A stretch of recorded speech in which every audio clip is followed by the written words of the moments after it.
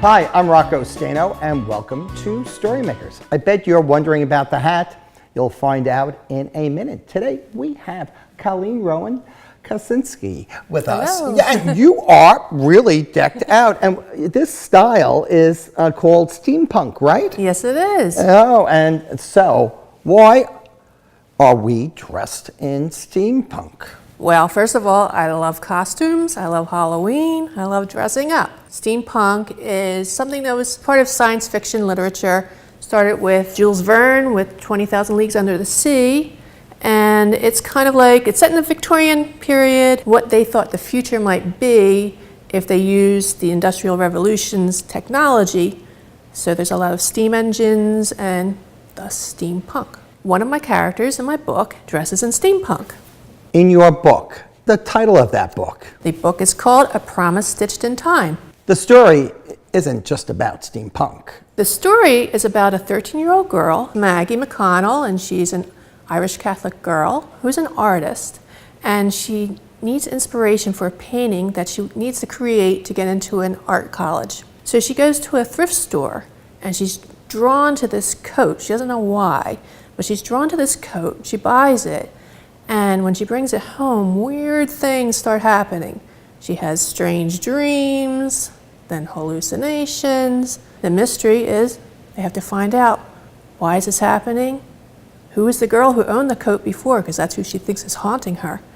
And what's the reason she wants her to figure out this mystery? Taj is the guy who dresses in steampunk. Yes. And he actually gives her a necklace. Yes. And the necklace is made out of an insect. Well, this insect is called a rhinoceros beetle.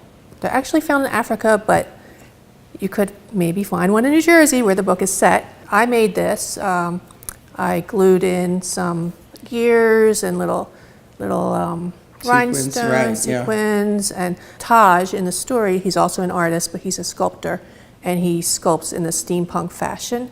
So a lot of gears and things like that. So this is what he made for Maggie.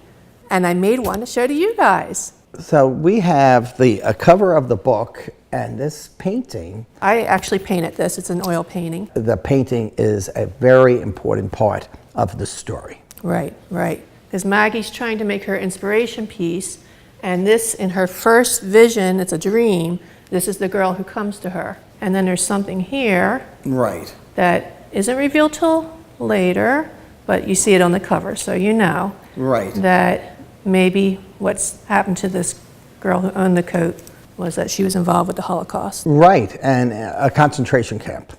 Right, yes. Right. There's a scene in the book where a film is being shown at school. It's The Boy in the Striped Pajamas, which is based on a book by John Boyne, yes, which is a Holocaust book. Right.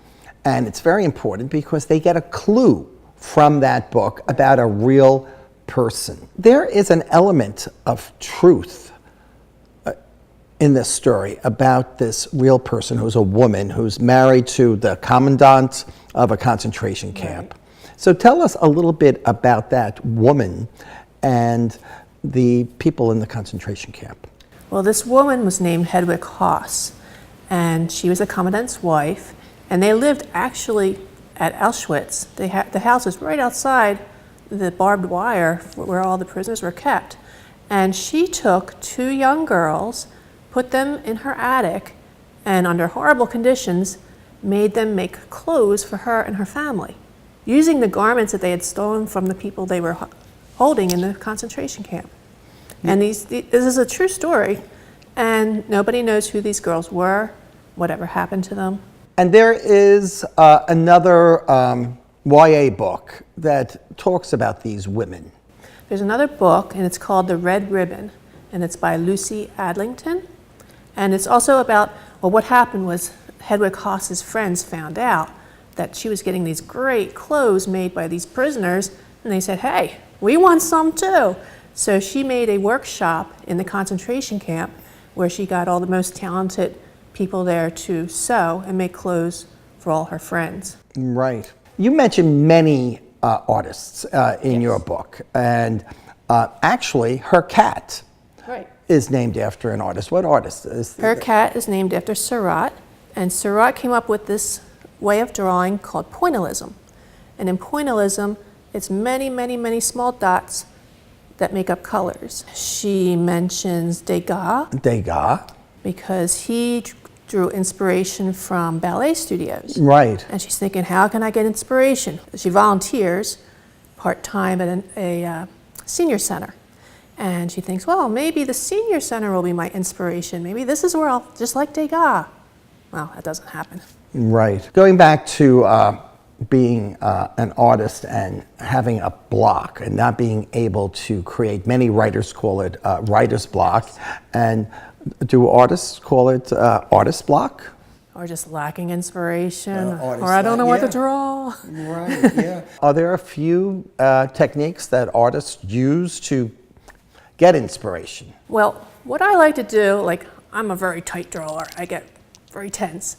So there are things that loosen you up. Yeah. So say, Yeah, I need to get this. Okay, yeah. So get your friend to scribble a drawing, just scribble, scribble, scribble, and then give it to your friend who's the artist, who's lacking inspiration, and say, here, look at this. What can you see in this scribble?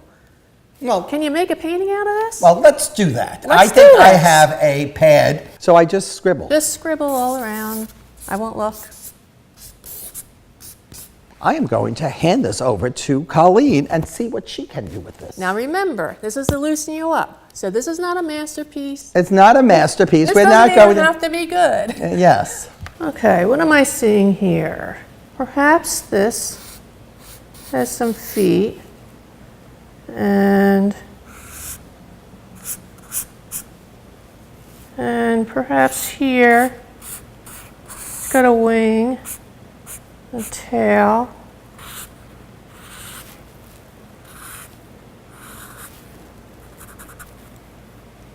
Maybe he's some kind of bird. I actually see a bird's beak right Oh, you there. could So see there's that. He one. could be a Yes, there's pigeon one. here. Right. Maybe his wings are out here. Right. So That's something to loosen up. And that's a cooperative art project. Right. Yes. Your friends, everybody can work together. Well, I'm very impressed, Colleen. Wow. Yes. What do you want your readers to get from this book? What I really want readers to take away from this book is to try to treat people like they're your family.